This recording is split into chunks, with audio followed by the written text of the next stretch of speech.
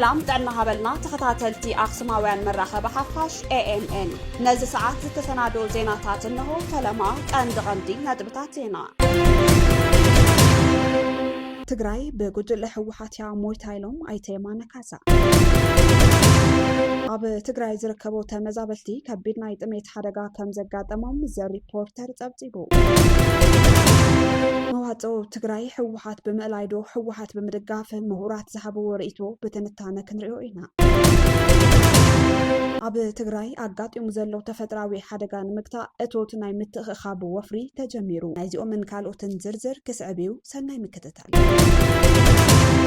زركبو تمزابلتي كبيرنا يتميت حدقا كم زقات أمام زي ريبورتر تبتيبو أب كل تجراي أب زركبا مدبرات تفنغلتي هزبي كبيرنا يسباوي حاجز طلب كم زقات أما أفليتو أب كل تجراي زركبا مدبرات تفنغلتي أزيو حدقنيا ناسكافن زغونة نايسباوي حاجز طلب عزوان قديمو وملو أزدما أمايتا شحات زقمتو تفنغلتي هزبين مسارتاوي رديئتن دحنتن أب حدقنيا كونتات كم زلو أردئو بمسارتتي بإيتوبيا شيلتر لاند اوف سايت كوردينيشن كلاستر مشارخت أكالاتن زوج حدش مزنعتاو تبزاب اتتقم كاب جيزي ناب جيزي ناتحلال خيد كم زلو أفليتو اتبعلت عسرت حموش دحملة كلتشن عسرت شمونتنا متمرت زت حتمه مزنعتاو تبزاب إيتوبيا شيلتر لاند اند سايت كوردينيشن كلاستر كم زحبرو أبتم زتمرمرو مدبرات تفنغلتي سفيحنا سباوي حاجز كفتت كم زلو الرقاقي تلو أبتن مدبرات زلو بزح تمزابال هزبي بترقاقامي قزرو يقايرلو زبالة اتمزنعتي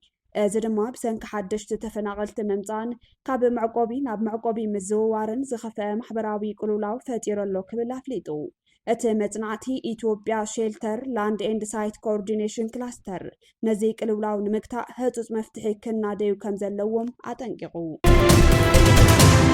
أب تجراي قاطي مزلو تفتراوي حدقان مكتا اتوت ناي متخخاب وفري تجميرو أب لعل تقالعت حرستو تبتح زلو قدات نمكلال هتوت ناي اتوت متخخاب وفري كمز تجمره محبر لمعات حرستو تعلاجة أفليتو حرستاي تجراي كابتز حلفة كونات تنتا تكي حاوية نتوساخ تفتراوي حدقاس لستقالعه كل وغن بغنزبن بعينتن قد حبابر توعيد قريبو عالم لخاوي مزبع كونتات أير النينو بمسعب أب تجراي كبيت سجمات حرشان هافت تفترون مجد عمود جلته اتمحبر أب تجراي بسنك زناب أخول زي مهلاو مريت داريقو زر زي فسسو كي يأكل أب جل كبابتات دما برد حاوسة برتوع زناب بمزناب عبي عنوة تاسع باللهلو أب تكلل زركبو حرستوت أب كبيت فتنا كم زلو زجلته محبر لمعات حرستوت على هجة مريت بسنك حترت زناب بمدراعو زرقن سعرن موقع الحريم والليلو أزدما انسسات بتميتن تعمن كساب موت زبتح قرات يقاطمن كمزلو حبيرو بخالقت أب كالوت كبابتات دما بسنك برد زحاوسة برتوع زناب زتزرق عزرت كمزعنوه فراق قومت أوام كمزرقفون انسساتات بوحج النفاسن كمزتوسدان قليزو سلازخونه محبر لمعات حرشتوت على هجة كل وجن أبوش تيخونا بسدت زركبو سناي فقاد هزوت حاجز نحرستوت تجراي كجبر تقوي له اتتكال بعينتن بجنزبن دقاف نحرستوت تجراي كابقات ومزلو تفتراو حدقان من نقاف منجستاون زي منجستاون تكالات حاويسو ملا تجراوي فتوت تجارون اتقاطي مزلو برتوع سباوي كلولاو قلطف مفتحن مهاب إيدوم كزرقحو حتيتو ازي كامزيلوم كلو أب أفريكا بمخنات إلنينو زفتر حاسيا قطبا كاب 10 كساب 10 بليون دولار كسارة كسعب كمزخل بانك لمعات أفريكا أفليتو أتي أهقراو تكال هاندبتاو تغطي إلنينو أب حرشا هقراو فاينانس المسارة لمعاتن زبزح زلو تعنتو ملكيتو أبز زرقحو تحوف أبز حجوان ملع علمنا نزفر قطوان هوة سبن أب كبيد فتنازأتو حادش تفتراوي كلولاو يقات ما كنزلو حبيرو بفلاي دما أهقرا أفريكا كابتن وشتاو اتوت GDP بغط تازة تنكف برتوع كبيد إلنينو ويدما سوبر إلنينو زتسمي حيال كنتات أير كبيد قطباوي حاسيا كقات ما مخانو لعلوت مرارحا بانك لمعات أفريكا أفليتون أتي أب باسفيكو كانوس زنفس زلو نايمقوت سحبتن لوطي كنتات أيرن كم زحبرو إلنينو أب هقرا أفريكا قبل الحرشة ماين مقب وحسنان عبيت أقام كفتر مخانو تزريبلو أزت رايزي كونه منجستاوي فاينانسن بانك سيكتراتن ونه معارة اتزبتح عنوت كم زخيلون نتتغطي أب لعلو تكالات كم زبتحن بانك لمعات أفريكا أفليتو أب بانك لمعات أفريكا دايركترن لو تكونتات أيرن أنتوني نيونغ مسألة هاوي غازيتنياتات رويترز أبز قبر ووق على محتد እቲ ብርቱዕ ኤልኒኖ ኣብተን ብጽኑዕ ዝተጠቕዓ ሃገራት ጥራይ ውሽጣዊ ኣታዊ ካብ 10 ቢልዮን ክሳብ 20 ቢልዮን ዶላር ዝግመት ከቢድ ቁጠባዊ ክሳራ ከስዕብ ከም ዝኽእል ገሊጾም። ኣብ መወዳእታ ከምቲ ኣብ ዝሓለፈ ዓመታት ኣብ ሳህል ከባብታት ዝተረኣየ ደርቀን ጸገማትን ከምኡ ድማ ኣብ ሞዛምቢክ ድሕሪ ሳይክሎን ኢዳይ ዝወረደ ዕንወት ሕዚ እውን እንተኾነ እቲ ሃስያ ንምምላስ ነዊሕ እዋን ክወስድ ይኽእል ምዃኑ ሰብ መዚ ትካላት ልምዓት ኣፍሪካ ኣጠንቂቖም። ዕዳጋ ነዳዲ ዓለም ብሰለስተ ቀንዲ ምኽንያታት እናንሃረ ምዃኑ ተገሊጹ።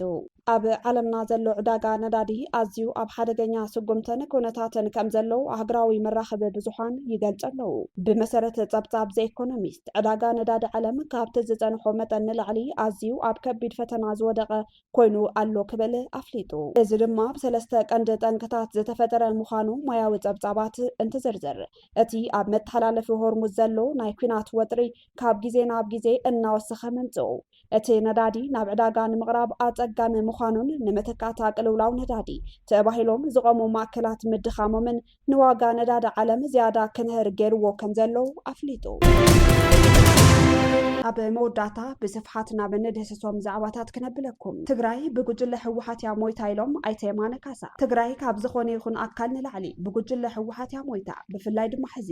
ህዝቢ ትግራይ ንኩናት ጎስጓስ ኣይመድለዮን ካብ ሕሉፍ ምርዳእ ይከኣል እዩ። ምጽማድ ካብ ባዕልኻ እዩ ዝጅመር። ካብ ብሱል ጥረ ዝተረፈ ህዝቢ ግፍዕን በደልን ይበጽሐሎ። ኣብ ልዕሊ ትግራይ ወፍሪ ዕንወት ዘካይዱ ዘለው ጉጅለ ሕወሓት እዮም ክብል ምስ ሮማናት ኦንላይን ጻንሒት ዘካይደ ኣይተ የማነ ካሳ ይገልጽ። ትግራይ ልዕሊ ማንም ዝቐተልዋ ሕወሓት እዮም ዝሕዝ ዘሎ ጉጅለ ሕወሓት ፍላይ ቢካዝ ህዝቢ ትግራይ ዝኹሉ ጎስጓስ ኣየድልዮን ዝኹሉ ኣኼባታት ዝኹሉ ኣየድልዮን ባዕሉ እዩ ኬላታት ናይ ሻዕብያን ናይ መከላከያን ኬላታት ናይ ጥሓስን እናሳበረ ኣበየለኹም ኢሉ ዝኸደ መንእሰይ ትግራይ ትዘይኸደ እውን ኣብ ግዛዕ ኮይኑ ድኳኑን ዓፀይ መቐለ ያው ትፈልጦ ካብ ሓደ ነርና ግዛዕ እናገበረ ግዛዕ ስኻ ኸይድኻ ለይሰማዕኹኖም ይዝክር እየ ማሰልጠኛ ኸይድኻ ግዛዕ መንፂኻ መቐለ ሰው መንዶ ደፊእካ እዩ أنا وين موكير نير سلسلة إجري حجات سلة دك خجلة ناطرفنا حسا خزارو كله أبزكوا في الخجد جزع قليلنا نيرو أو سيفيليوم تقدنا أبونا سفرسي كحد جديس أنا تكوز شعوي أمنوا ليه تكوز يأمنوا ليه حزوني أمنوا ليه شعوب زنا برا كاوجن أي أنس أخلي هون جزء تغير وسي تقرأ نعدل إن جزء هلوية شعوية زفتني إلى الحسن يرنا تحرقن حسام مزراون أزوكو في الخنوال وكاسيلهم الموسيقى قني مسبولي شانتاي تقليل خوت زع جلس يو تحرم جزيرة يا أخي لسويتي مقع أجري ودي حزتني سو تاخذ الدليل ما يتقرأي وتر حدا أبز حز ساعات بقى أنا نتصر بيزاهم مسافة لنا زي الناس عطر عين الناس عطر سمعوا تجارح وتاي حدي وا بلسقنا لا بلسقنا the moment ሕወሓት ስርዓት ብልጽግና ተወዳድርቶ ኣለኹም ይርዳእኩም ተኾይኑ ሕወሓት ለትግራይ ዲዘርቭ ይገብራ ኢኹም ትብሉን ኣለኹም ዋ ትዳ በቃ እኮ ከጥፍአኒ ዝሞከረ ብክንደይ መስዋዕቲ ድሓርኳ እዚኦም ኣበላሽዎም ክሳብ ሕዚ ነውግዕ ኣለና ዝደሓነ ህዝቢ ኮይና ንሕና ናበይ ምውድዳር ኣነ ሸዊት ሓወይ ቅድሚ ሰሙን ቅድሚ ግዛዕ መዓልቲ ግዛዕ ተፋልጥ خوسب مسو خم غير زوادرك انا كتقرارينا قال جزع دحر تمساسل طفات في خمسي ناتخط قبل عليه صح خلي بدل ناتخاي زحمني ولا ناتفي خبد نبينا نودادر زلنا حوحات انا وفر عنوتي معنوتي تግራይ ዝሰምዩ እዚ ጽምዶዶ ግዛዕ መጀመሪያ ደም ዝሓው خمس مسوع الخمس ናይ መዓል خمات ተጻምድ ኣይተ የማነ ካሳ እንትቕጽል ሕወሓት ንልዕሊ 27 ዓመታት ኣብ ስልጣን ጸንሒቱ ሓደ ሓጋዛይ መሳርሕቲ ከፍረይ ከኣለን ክንዲ ካብ ዝምምሃር ሕዚ እውን ንህዝቢ ትግራይ ምስ ዘጽነቱ ልፍንታውያን ሓይልታት ብምጽማድ ዝፈጥሮ ተኣምር የለን ኣብዚ ሕዚ እዋን ህዝቢ ትግራይ ከምቲ ዝሓለፈ ይኮነን ብዝተፈላለዩ ምኽንያታት ተበታቲኑ እዩ ዘሎ ጉጅለ ሕወሓት ጽቡቕ ኣሸበርቲ ክኾኑ ይኽእል እዮም ሕቶታት ትግራይን ህዝቢ ትግራይን ግን ክምልሱ ኣይኽእሉን ክብል ይስማዕ حزبون خم يملو فتلنا أنتن زحجزنا كساد سوابر زأتونا يقولهم مسموتو من قست خوينهم إثيوبيا تأكل أسران قالن عم تبيلهم حدا بارتنر زي فرويس عمات وجيل خوينهم أمو بهزبهم بزي تمالي أفتت أنت تاوكنات أو قلنا مزنبرة تقام تزخنا ون حاويسنا تقامنا حزنا حزو كله فن في نوم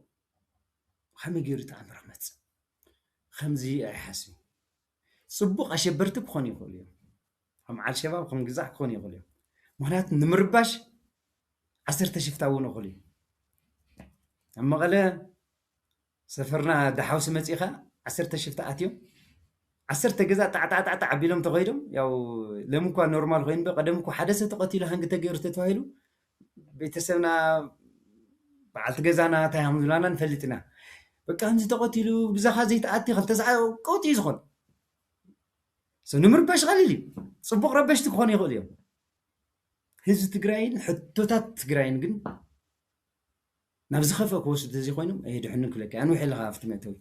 حزك كايد حساب زلو كينات ناي تግራዋይ ኮነን ሕወሓት ትግራዋይ ኮይኑ ኣይፈልጥን ባሰላልፋ ጠረ ተጋርዩ ትግራይ ኣብ ፕሮግራም ሕወሓት የላን ስልጣን ንነበይንና መስዋዕቲ ንሃትኩም ዮም ዝብሉ ዘለው ስለዚ ኩሉ ትግራዋይ ናይ ጉጅለ ሕወሓት ተግባር ብኡነ ብምርዳእ ዘካይድዎ ዘለው ናይ ኩናት ጎስጓሳት እምበ ክብል ከም ዘለዎን ንሰላም ድማ ክዓስል ከም ዘለዎን ኣይተ የማነ ካሳ መልእኽቶም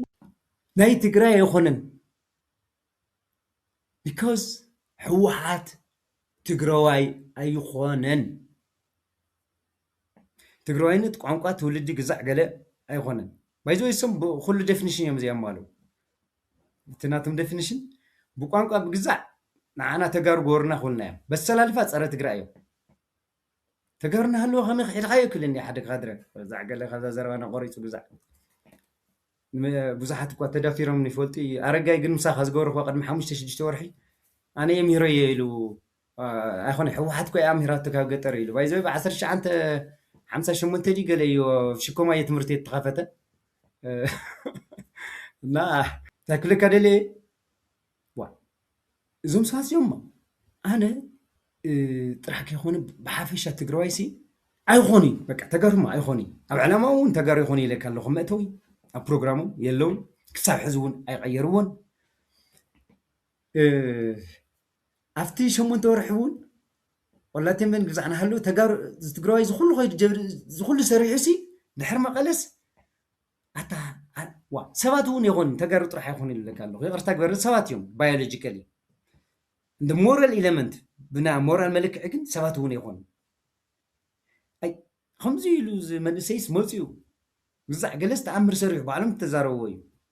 ኢሎምስ ንእሽተይ ናይ ምምሕያሽ ብዛዕ እውን ኣይትርእዮምሎም ሶ ኣነ ኣብዚ ታታየሉሎም ፍልስፍና ሕወሓት ፍልስፍና ኣድጊ እዩ ድሕሪ ዳንደረይ ትብቆላ እዩ ስልጣን ናበይንና መስዋዕቲ ናይ ኩልና ነይሩ ከዚ መሓሽያ ነይሩ መስዋዕቲ ናይኹም ገይሩማ እዩ መዋጽኦ ትግራይ ሕወሓት ብምእላይዶ ሕወሓት ብምድጋፍ ምሁራን ዝሃብዎ ርእቶ ብትንታነ ክንሪኦ ኢና ኣብ ትግራይ ዘሎ ፀገም መዋጽኦ እንታይ ኣብ ዝበለ ዛዕባ ርእቶኦም ዝሃቡ ምሁራት ኣይተመርሲኤ ኪዳንን ኣይታሉላ ሰለሞንን ነናይ ባዕሎም ፖለቲካዊ መፍትሒ ኣቐሚጦም ኣለው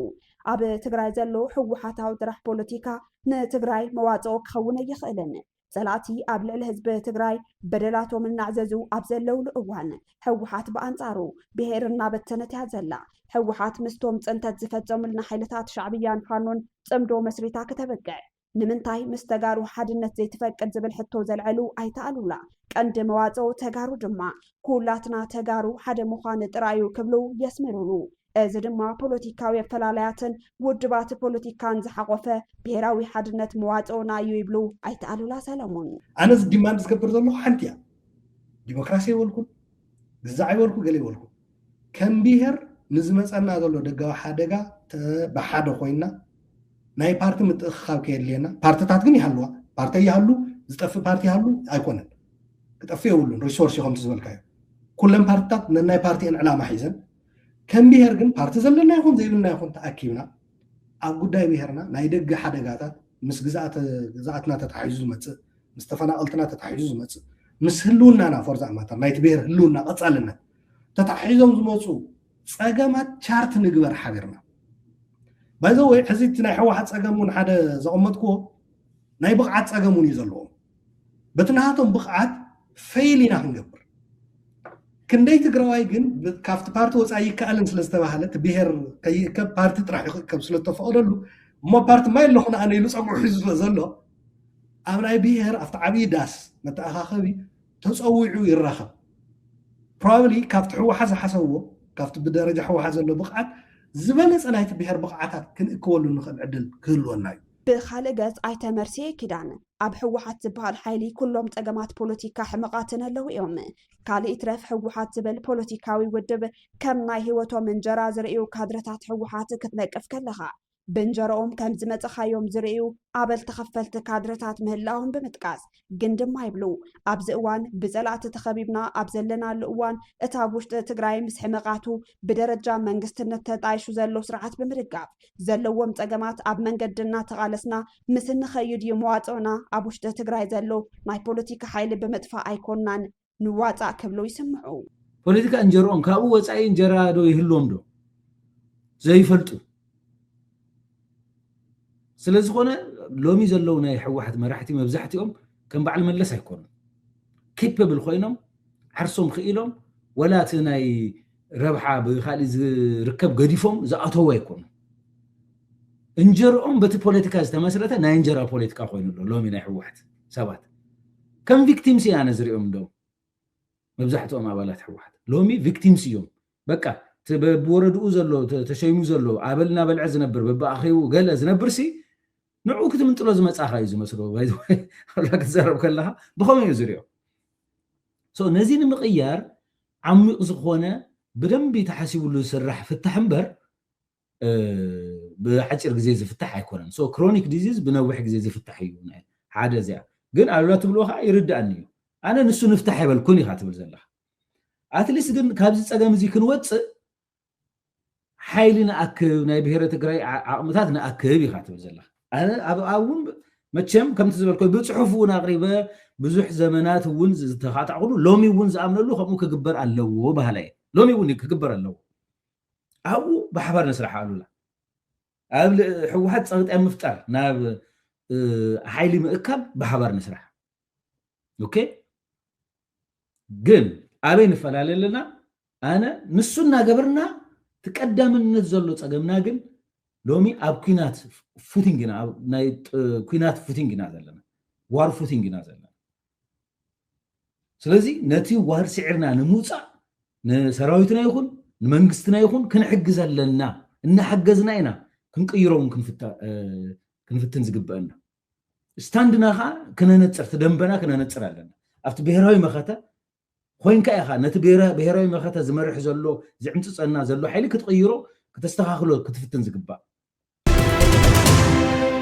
ካብ ኣኽሱማውያን መራኸቢ ሓፋሽ ናይዚ ሰዓት ዜናታት ክትከታተሉ ፀኒሕኩም ንምክትታልኩም ነመስግን ምስ ዝተረፉ መደባትና ሰናይ ግዜ